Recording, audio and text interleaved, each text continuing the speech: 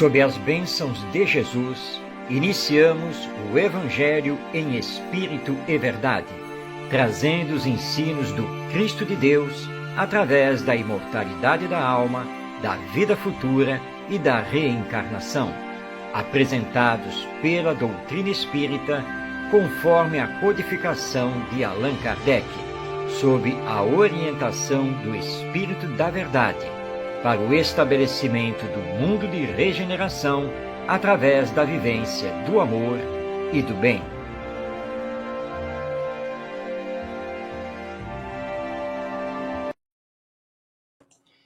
Olá, seja bem-vindo, seja bem-vinda. Iniciamos o Evangelho em Espírito e Verdade, toda quinta-feira, às 5 da tarde, em transmissão da Web Rádio Cristo Consolador, um programa feito para você, para trazer os ensinos morais do nosso Mestre Jesus à luz da doutrina espírita, sem opiniões pessoais e sem polêmicas, mas apenas e tão somente no entendimento maior, mais profundo do Evangelho, conforme encontramos esse entendimento através do Espiritismo.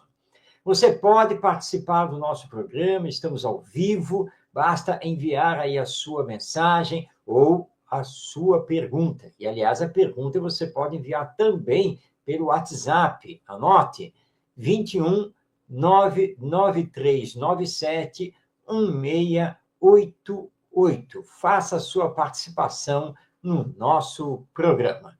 Como sempre, nós iniciamos fazendo o estudo do Evangelho segundo o Espiritismo de Allan Kardec. Vamos colocar, então, o nosso tema aqui na tela, para que todos possamos acompanhar.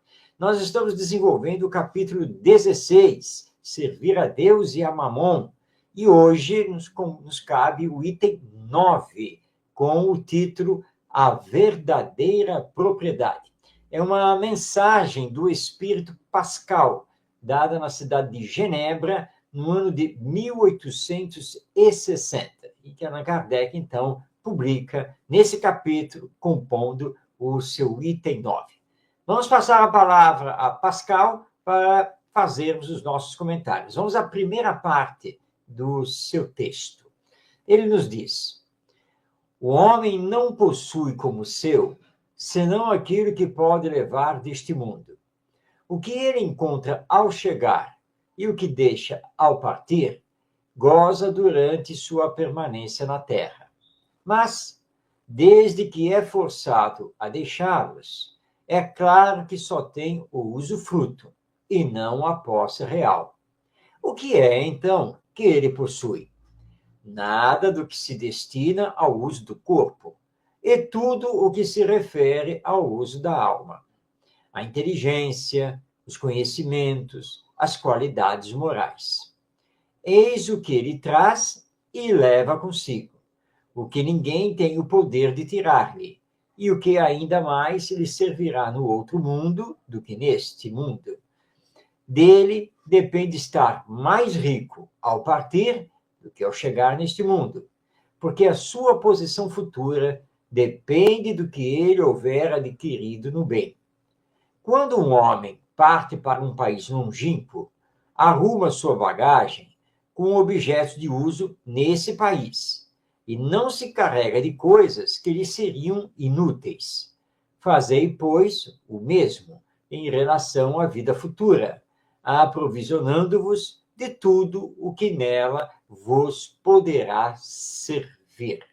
Bom, vamos então agora compreender estas colocações do Espírito Pascal, aqui em O Evangelho segundo o Espiritismo. Todos sabemos que a morte é uma fatalidade, que ninguém que está aqui na Terra vai continuar eternamente, indefinidamente, vivo com o corpo orgânico. Todos sabemos que a existência desse corpo ela é limitada no tempo.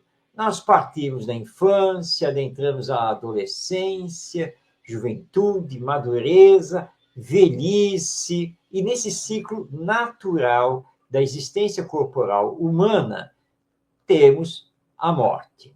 E quando ela sobrevém, nada do que é da matéria nos acompanha para depois da morte. Lembrando que, para o Espiritismo, somos almas imortais ou espíritos reencarnados. Viemos do mundo espiritual e para ele retornaremos. E o que é da matéria? Na matéria fica.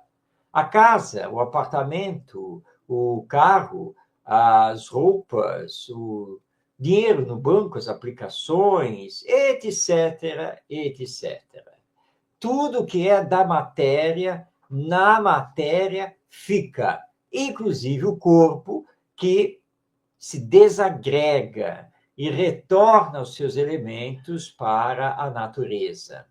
Então, o próprio Pascal faz essa pergunta: o que levamos conosco para o mundo espiritual? E ele responde: levamos os nossos valores morais, os nossos conhecimentos, a nossa inteligência. É isso que levamos, porque isso nos pertence. É inalienável. Ninguém pode nos tirar isso. Agora, temos que fazer outra pergunta que Pascal também nos faz. Mas estamos aproveitando o tempo aqui na Terra para nos melhorarmos, para nos prepararmos para esse depois da morte do corpo? Que valores, que qualidades morais, de fato, nós levaremos de volta ao mundo espiritual? Aqui na Terra, o que estamos fazendo com a nossa inteligência, com os conhecimentos que temos adquirido? Estamos promovendo o bem para todos? Estamos sendo amorosos, caridosos? Porque é isso que nós vamos levar para o mundo espiritual. Ou seja, tudo que é da matéria fica. E tudo que é moral e espiritual vai conosco para esse retorno. E ele dá um exemplo bastante interessante, que é você se preparar para uma viagem. Eu estou falando da cidade do Rio de Janeiro. E o Rio de Janeiro é uma cidade mais quente, é uma cidade litorânea, abaixo da linha dos trópicos, mas não tão abaixo. A famosa cidade maravilhosa, com aquelas suas praias internacionalmente conhecidas. Mas eu vou viajar, então, para a Europa.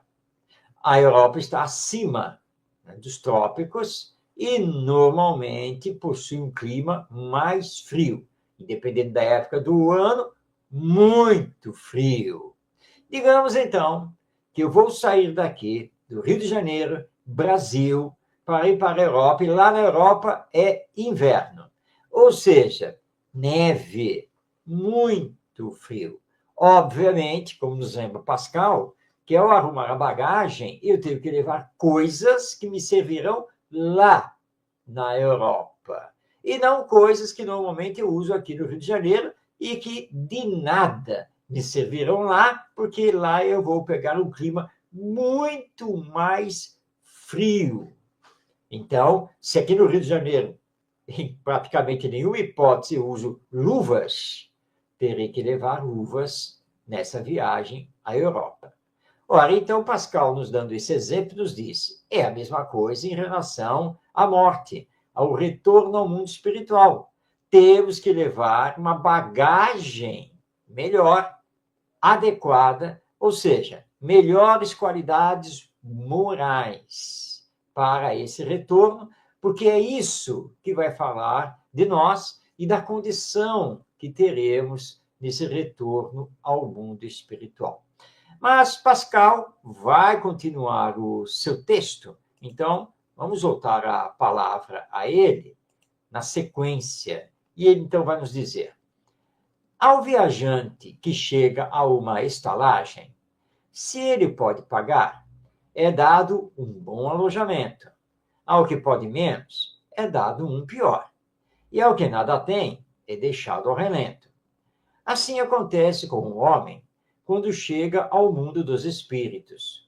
Sua posição depende de suas posses, com a diferença de que não pode pagar em ouro. Não se lhe perguntará quanto tinhas na terra, que posição ocupava, eras príncipe ou operário, mas lhe será perguntado: o que trazes? Não será computado o valor de seus bens, nem dos seus títulos, mas serão contadas as suas virtudes. E nesse cálculo, o operário talvez seja considerado mais rico do que o príncipe. Em vão alegará o homem que, antes de partir, pagou em ouro a sua entrada no céu, pois terá como resposta: as posições daqui não são compradas, mas ganhas pela prática do bem. Com o dinheiro podes comprar terras, casas, palácios, mas aqui só valem as qualidades do coração. És rico dessas qualidades? Então, sejas bem-vindo. E teu é o primeiro lugar, onde todas as venturas te esperam. És pobre? Vai para o último, onde serás tratado na razão de tuas posses. Muito bem. Vamos entender esta fala do nosso Pascal. Ele começa falando aqui da estalagem, que nos tempos atuais nós vamos chamar de pousadas ou hotéis, e ele tem razão. Você pode, por exemplo, ir fazer uma viagem e, ao pesquisar, você encontra lá para o destino onde você vai, um hotel ou uma pousada fazendo uma promoção, né, com preço muito bom, normalmente para um apartamento standard, que tem o básico. Agora, se você está bem financeiramente, você não vai se preocupar com essa promoção e vai querer um apartamento suíte. E é claro que você, então, pagando mais, vai receber um apartamento melhor. E assim por diante. No mundo espiritual, nos diz Pascal, a situação é assemelhada. Não igual, não idêntica, mas assemelhada. Para ter um encontro com a felicidade, para estar bem no mundo espiritual, você precisa ter muitas boas qualidades morais. Porque essa é, e vamos colocar aqui entre aspas, a moeda, se podemos assim nos referir, no mundo espiritual. Por quê? Porque as posses terrenas na Terra ficam. Não nos acompanham no mundo espiritual. Ah, mas tudo bem, se eu não posso levar a minha condição financeira para o mundo espiritual, eu posso levar os meus títulos, quem eu fui, o que eu fiz. Isso não tem a menor importância no mundo espiritual. Porque a questão não são os títulos, mas o que fizemos com esses títulos. Ajudamos os outros? Combatemos em nós o egoísmo? Portanto, somente as virtudes falam de nós e vão mostrar o nosso mérito ou demérito em relação à posição espiritual que vamos ocupar no depois da morte. Então, tratemos de nos melhorar moralmente, tratemos de colocar a caridade em ação, sem esperar recompensas, porque Deus não barganha conosco. Mas façamos de coração, com todo amor. Como Pascal lembra, o que vale no mundo espiritual são as qualidades do coração. Trabalhemos, então, para termos essas qualidades em abundância.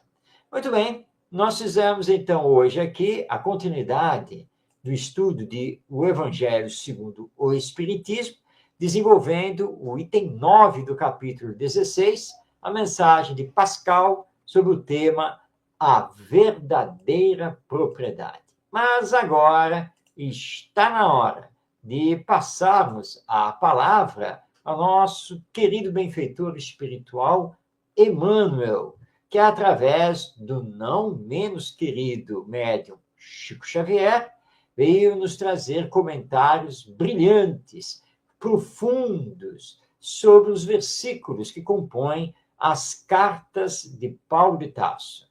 Cartas ou epístolas. E nós estamos desenvolvendo a primeira carta de Paulo aos Coríntios. Coríntios significa aqueles que fazem parte da comunidade cristã da cidade de Corinto, que ficava na Grécia.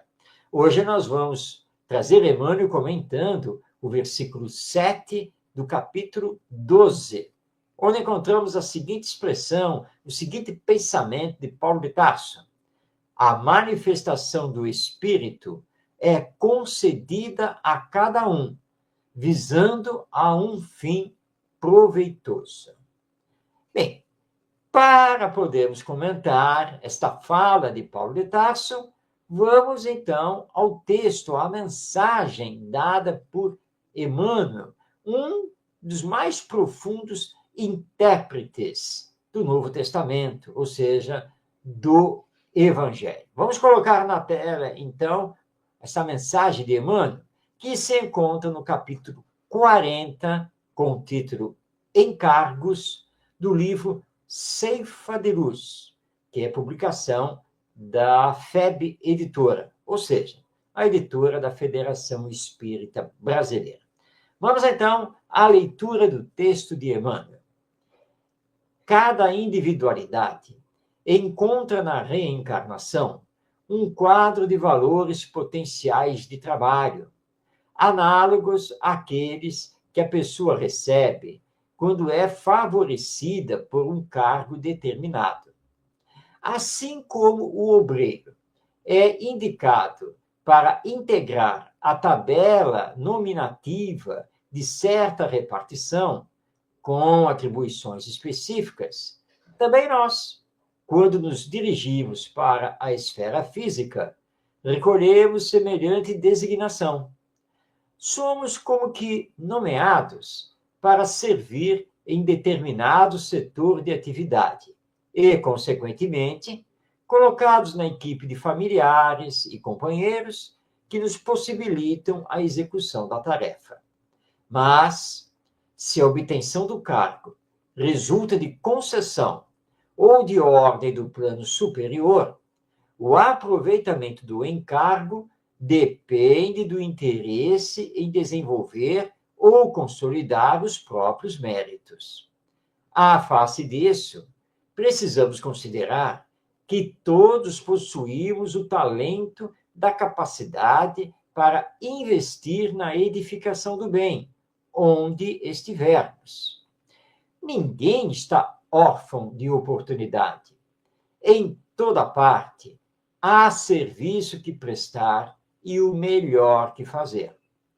Observa em torno de ti e ouvirás múltiplos chamamentos à obra do progresso geral. Ninguém está privado do ensejo de auxiliar o próximo, elevar, consolar, instruir, renovar. Não te detenhas. O amparo do Senhor é concedido a cada ser humano, visando ao proveito de todos. Considera a indicação que recebeste para servir, segundo as possibilidades que te enriquecem o coração e as mãos. O cargo vem à nossa esfera de ação, por efeito da providência divina, mas a valorização do encargo parte de nós. Vamos, então, aqui voltar ao versículo de Paulo de Tarso, e a partir, então, dessa mensagem de Emmanuel, vamos entender o que Paulo está aqui nos dizendo, porque a mensagem, né, não é apenas para os coríntios, naquela época, primeiro século do cristianismo, mas é para todos nós. Pois bem, nós tivemos hoje um exemplo marcante do que Emmanuel está nos dizendo.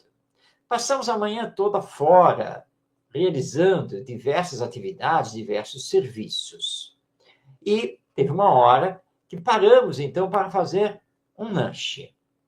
E na lanchonete, assim que chegamos, a atendente, que estava lá no balcão, com um sorriso aberto, foi logo nos dando bom dia, seja bem-vindo, o que já nos deixou bastante alegres e à vontade. E imediatamente ela começou a nos explicar o cardápio, qual era a promoção do dia, etc. E sempre com aquele sorriso muito simpática. Então, nos atendeu, pegou o pedido e fomos sentar para aguardar que o pedido chegasse. E quando o pedido ficou pronto, ela mesma saiu de trás do balcão e veio trazer o pedido, ou seja, não nos chamou, mas levou o pedido à mesa, confirmou se estava tudo certo, desejou que fizéssemos um bom lanche, e depois, do final, também se despediu, nos desejando bom dia, sempre com um sorriso. Algumas pessoas já conhecidas, de frequentarem aquela lanchonete, ela chegou, inclusive, a abraçar. Ou seja, ela está no seu trabalho profissional, no comércio, mas está bem aproveitando o cargo para, no seu encargo de atendente, estar ali no bem, deixando as pessoas confortáveis, recebendo todas elas com alegria. Olha que coisa maravilhosa. Por isso, Emmanuel diz, todos nós temos oportunidade de fazer o bem. Todos nós temos, sim, a oportunidade de bem servir onde Deus nos coloca nesta existência. E é que o Paulo está nos dizendo. A manifestação do Espírito é concedida a cada um. Estamos aqui reencarnados na Terra para fazermos a nossa parte do concerto divino. E ele complementa, visando a um fim proveitoso. Infelizmente, como vemos as pessoas desperdiçarem com muita inutilidade o tempo que Deus nos concede. Recentemente fizemos uma viagem e estávamos na rodoviária da cidade do Rio de Janeiro, aguardando o momento para irmos ao embarque. E reparamos uma senhora que estava próxima e que estava falando ao celular, ao telefone.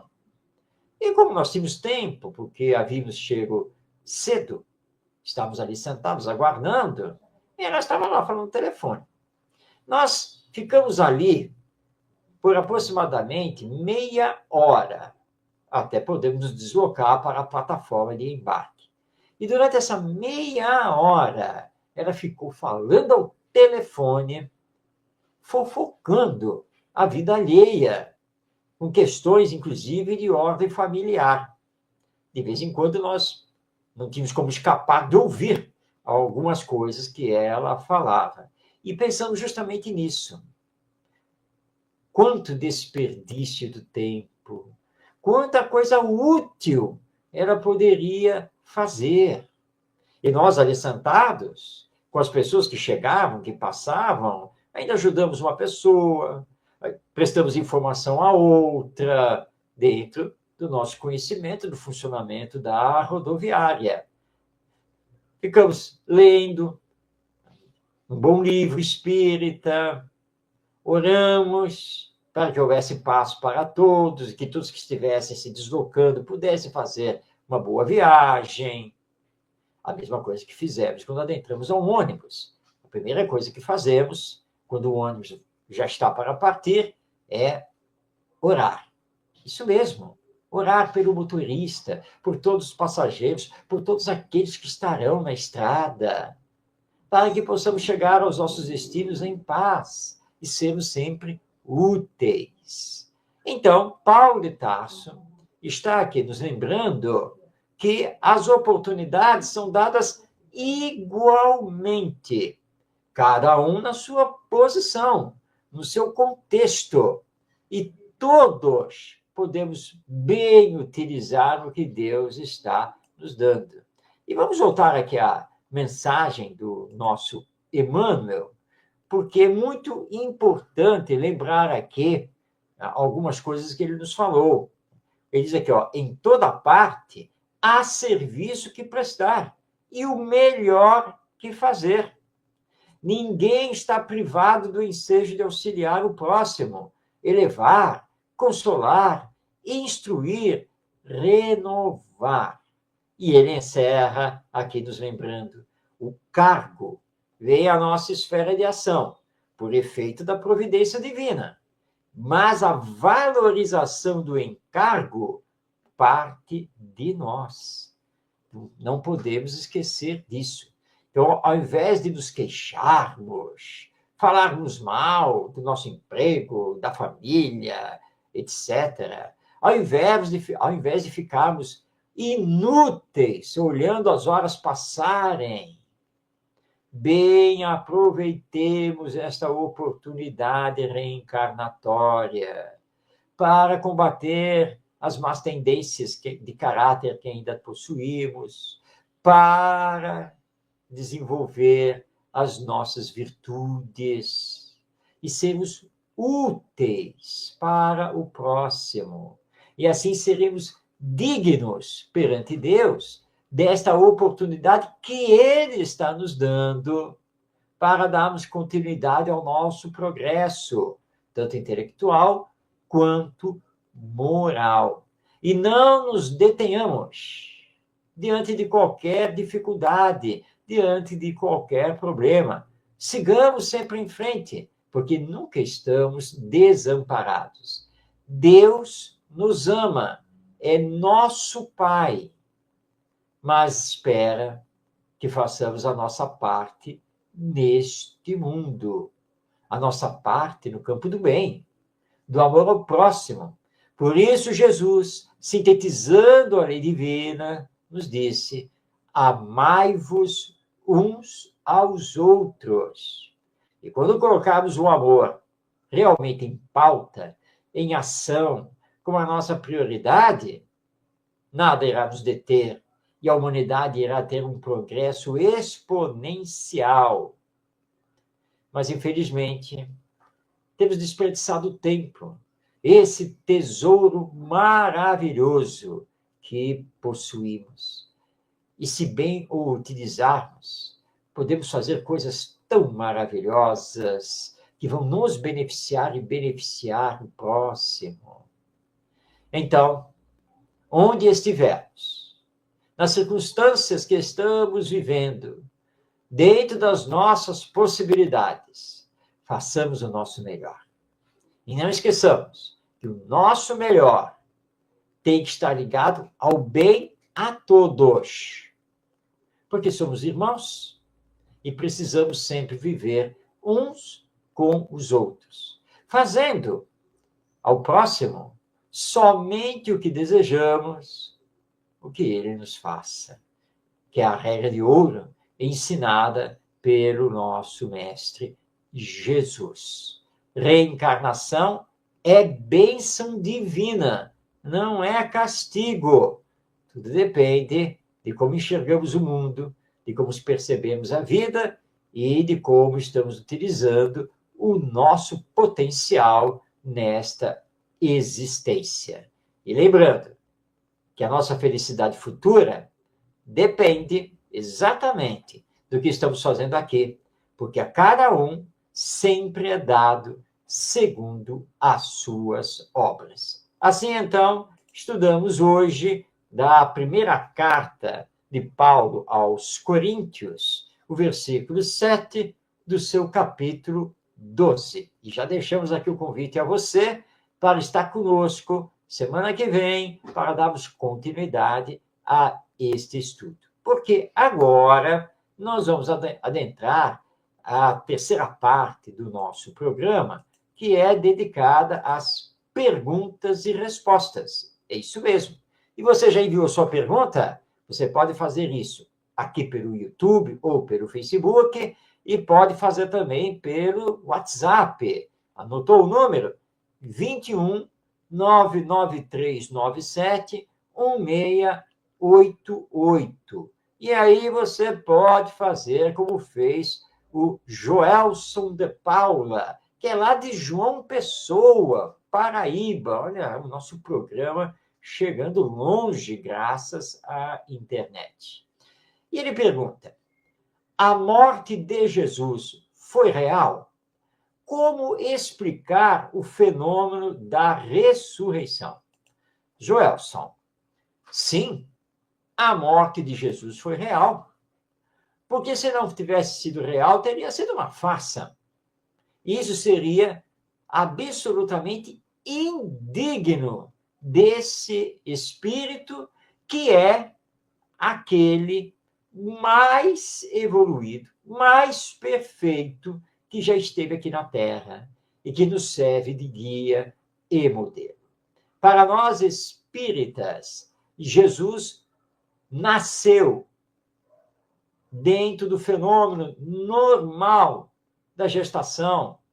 Teve sim um corpo físico e veio a desencarnar ali, naquele ato todo da crucificação. Por que haveria de ser de outro modo? Ele mesmo disse que não vinha aqui derrogar, modificar a lei, que é a lei divina, mas cumpri-la. Ele teria, como há uma tese aí, um corpo fluídico. Então, todo o seu sofrimento, tudo que ele passou durante toda a sua missão, teria sido um engodo? Nada daquilo teria sido real? Nós não podemos admitir uma coisa dessas. E aí você pergunta como o Espiritismo explica a ressurreição. Bem, existe a ressurreição do corpo e a ressurreição do espírito. A ressurreição do corpo nós temos, por exemplo, no episódio de Lázaro, que foi considerado morto e enterrado. Lembrando que naquela época os judeus não enterravam propriamente os que morriam, mas deitavam seus corpos em grutas. Faziam uma cerimônia que não chegava a ser o embalsamento egípcio, mas ele envolvia o corpo em lençóis de linho, perfumavam. Aí o corpo era colocado na gruta e a gruta era fechada, era selada com uma pedra, normalmente. Pois bem, Lázaro ressurgiu em corpo, porque na verdade ele não estava morto. Lázaro tinha a catalepsia, que é muito bem estudada, inclusive pela ciência. Por isso Jesus anuncia às suas irmãs, Marta e Maria, que Lázaro, o irmão, não estava morto. Porque se estivesse morto, Jesus nada poderia fazer. Mas poderia chamar Lázaro em espírito.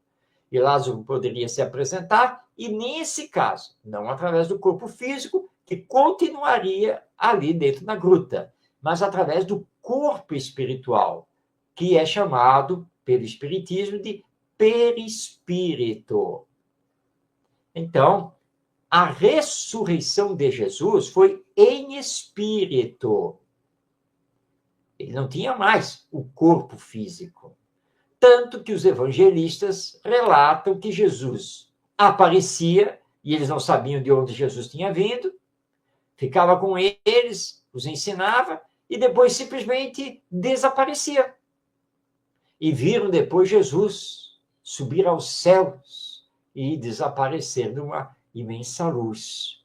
Ora, isso revela que nós temos Jesus em espírito, porque o corpo que morre, que não tem mais vida, não pode mais retornar à vida. Ele já perdeu o fluido vital. Os laços que uniam o espírito ao corpo estão totalmente rompidos. Não pode haver essa ressurreição da carne, mas apenas a ressurreição do espírito. Ou seja, o fenômeno mediúnico de efeito físico, de materialização, quando o espírito, o desencarnado, se apresenta através do seu corpo espiritual. Esse é o entendimento do Espiritismo a respeito da ressurreição de Jesus. Vamos passar agora a palavra a nossa Inelda Marques, que é da cidade do Rio de Janeiro. Ela pergunta: qual é o verdadeiro significado do batismo e como ele surgiu? Bem, historicamente, o batismo ele já acontecia, inclusive, entre os povos pagãos, ou seja, aqueles que acreditavam em vários deuses. E também já existia, na época de Jesus, entre os judeus, que eram monoteístas, ou seja, que acreditavam na existência de um único Deus. O batismo, tanto no paganismo quanto no monoteísmo judaico, era uma cerimônia para limpar os pecados, ou seja, para abençoar aquela pessoa. Mas nós tivemos um batismo diferente que foi lançado por João Batista, ou seja, João o Batista. João Batista, normalmente, ele batizava usando as águas do Rio Jordão. Ele se posicionava em determinado trecho do Rio Jordão, fazia seus discursos e depois passava a batizar com a água do Rio Jordão. E ele dizia que aquele batismo não era o da água, mas era o do Espírito, porque era o batismo para que a pessoa, a partir daqueles ensinos que ele estava trazendo, através daquele anúncio que ele estava fazendo do Messias, que já estava para vir, que a pessoa se arrependesse dos seus erros, dos chamados pecados, se transformasse numa pessoa boa. Então, o grande valor do batismo não era a água, não era o Rio Jordão, não, mas era o símbolo do início da transformação moral e espiritual da pessoa. Jesus, quando esteve conosco, não utilizou o batismo, porque ele sabia que era preciso trabalhar para nos desvincular de um cerimonial material. Mas, infelizmente, com o advento da Igreja Católica no ano 325, essa figura do batismo, utilizando a água, ressurgiu e entrou nos rituais da Igreja Católica. E durante séculos, o batismo era a purificação ali da pessoa, lavando os seus pecados. Para o Espiritismo, isso não tem valor. O verdadeiro batismo é sabermos enfrentar as dificuldades, os problemas, as circunstâncias existenciais, as provas, as expiações, com fé, com aquela crença inabalável que o Espiritismo nos traz. É quando temos que provar que efetivamente estamos com Jesus e que nos transformamos moralmente e não vamos nos desequilibrar. Então, por isso que nos centros espíritas nós não vamos encontrar o batismo. Não existe essa cerimônia dentro dos centros espíritas, porque isso não faz parte do espiritismo. O verdadeiro batismo é aquele que envolve as circunstâncias da vida para provar a nossa fé, se somos verdadeiros cristãos, verdadeiros espíritas. Muito bem, tivemos então aqui as duas perguntas e estamos aguardando a sua participação. Envie sua pergunta, não fique com dúvida. Faça isso através do YouTube ou do Facebook, ou então pelo WhatsApp. Você já anotou aí o telefone? O DDD é 21 e o número é 99397 1688. E aí, então, envie sua pergunta e nós teremos o maior prazer de pesquisar e responder à luz da doutrina espírita. Muito bem, vamos ao último bloco do nosso programa. Este bloco ele é dedicado a José Herculano Pires, esse nosso querido companheiro espírita, que deixou uma marca maravilhosa para todos nós, e que viveu de 1914 a 1979. Ele que era de Avaré, lá no interior do estado de São Paulo, e que veio desencarnar em São Paulo, capital. Escritor, filósofo, professor universitário, jornalista, radialista, palestrante, mais de 40 livros publicados, tradutor das obras de Allan Kardec do francês para o português, revisor da tradução de toda a coleção da Revista Espírita, amigo de Chico Xavier e um grande defensor da pureza doutrinária do Espiritismo. E nós estamos trazendo a palavra de José Herculano Pires sobre o Evangelho. Essa palavra ele a utilizava no final do programa No Limiar do Amanhã, que era um programa radiofônico. Então, vamos passar a palavra a ele, José Herculano Pires, que vai nos dar, tenho certeza, mais uma maravilhosa lição. Vamos lá, então? Vamos aqui tirar a nossa apresentação e vamos ao áudio com o nosso José Herculano Pires. O Evangelho do Cristo em espírito e verdade. Não segundo a letra que mata, mas segundo o espírito que vivifica. Abrindo o Evangelho ao acaso, encontramos o seguinte. No Evangelho segundo João, no capítulo 1, do versículo 19 ao 28. Este é o testemunho de João, quando os judeus lhe enviaram de Jerusalém sacerdotes e levitas para lhe perguntar: quem és tu? Ele confessou e não negou, e a sua confissão foi: eu não sou o Cristo. Perguntaram-lhe eles: que és então? És tu Elias? Ele respondeu: não sou. És tu o profeta? Respondeu: não. Disseram-lhe, pois: quem és? Para que possamos dar resposta aos que nos enviaram. Que pensas de ti mesmo? Ele replicou: eu sou a voz do que clama no deserto.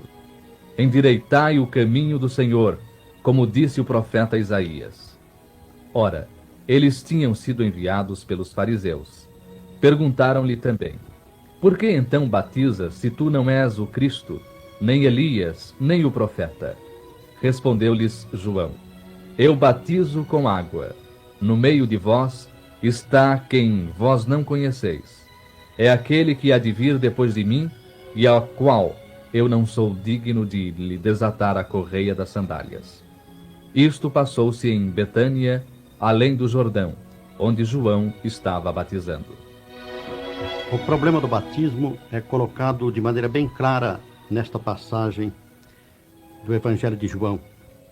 Nós vemos que João Batista, ou seja, João o que batizava, pois isso aqui quer dizer o nome Batista, é que ele batizava em virtude de obedecer às práticas tradicionais da Judéia naquele tempo. Quando nós investigamos o cristianismo nos seus princípios, verificamos que muita coisa que nos parece específica do Evangelho, especial do tempo de Jesus, na verdade, eram práticas antigas que já havia no meio do povo judaico e em toda a região em que Jesus pregou o seu Evangelho. No caso do batismo, é isso mesmo que ocorre. Por exemplo, podemos citar um livro bastante interessante de Maurice Gauguer. Maurice Gauguer é professor de teologia da Faculdade Superior de Teologia da Universidade de França.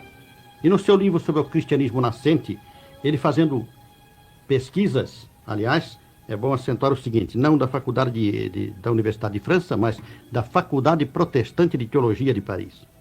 Pois bem, Maurice Gauguer, estudando o problema do batismo, ele relata que naquele tempo as abluções eram adotadas em toda a Palestina como formas simbólicas de batismo. Por toda parte havia pessoas que batizavam as criaturas necessitadas de orientação espiritual, à margem dos rios, nos lagos e assim por diante, porque consideravam que a água tinha o poder de limpar não apenas o corpo, mas também o espírito.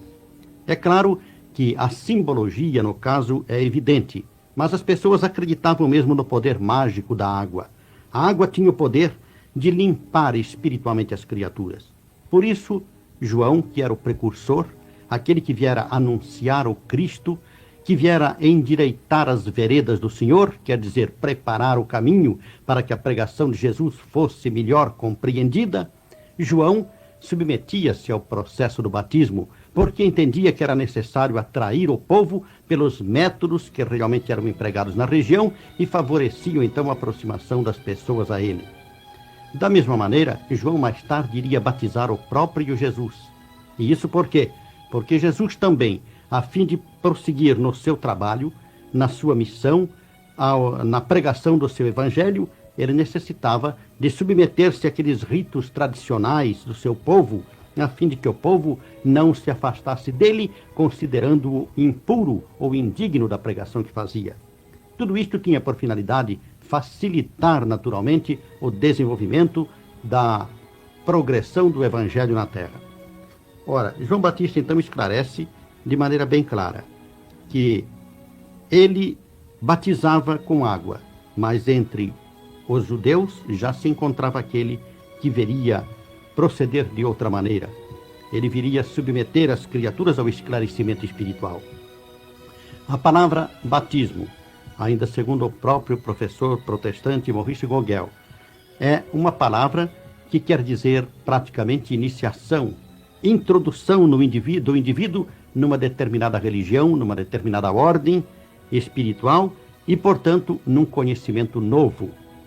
Ora, o batismo do fogo, de que nós encontramos referência em João e no próprio Jesus, o batismo do Espírito, nada mais são de que esclarecimentos, iniciação das criaturas numa nova ordem de compreensão espiritual. Justamente por isso, o apóstolo Paulo diria, como nós sabemos mais tarde, que ele só batizaram uma vez, porque não foi enviado para batizar, e sim para pregar o evangelho. O batismo devia substituir, no meio do cristianismo, a tradição judaica referente àquela forma de introduzir os indivíduos no judaísmo. Ora, sendo assim, o batismo representaria uma fórmula especial do cristianismo. Mas quando nós estudamos o Evangelho a fundo, quando verificamos nas próprias expressões de João e na própria manifestação de Jesus, que o batismo verdadeiro é o do Espírito e não o da água, então nós naturalmente compreendemos que o problema do batismo deve ser entendido também em espírito e verdade, como advertia o apóstolo Paulo. Estas explicações que nos são dadas no próprio Evangelho de João nos deixam sem nenhuma dúvida a respeito do assunto. Batizar quer dizer iniciar. Iniciar num conhecimento novo. O batismo do Espírito é a introdução espiritual de uma criatura no conhecimento do Evangelho. Por isso mesmo, o batismo no cristianismo primitivo não era feito em crianças, mas em pessoas adultas que recebiam o Evangelho e o aceitavam. Somente depois de aceitarem, de compreender a verdade evangélica, é que essas pessoas recebiam o batismo do Espírito. E quem quiser saber o que é o batismo do Espírito, basta consultar no Evangelho aquela passagem notável do livro de Atos, em que vemos o apóstolo Pedro, na cidade de Jope, receber o convite do centurião Cornélios para ir à sua casa, onde os seus familiares estavam sendo perturbados por influenciações espirituais. Quando Pedro lá chega, vê o quê? As pessoas da família de Cornélios receberem o Espírito. A recepção do Espírito, então, era aquilo que se considerava no tempo o batismo espiritual. É aquilo que hoje no Espiritismo nós consideramos o desenvolvimento mediúnico.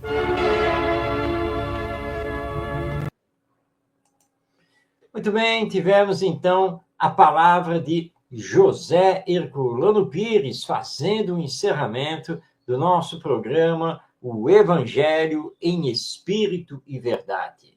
Se você não pode nos acompanhar ao vivo, toda quinta-feira, às 5 da tarde, você pode nos assistir depois, em qualquer dia e horário, porque o vídeo do programa ele fica disponível no YouTube, tanto no canal da Web Rádio Cristo Consolador, quanto no canal Orientação Espírita.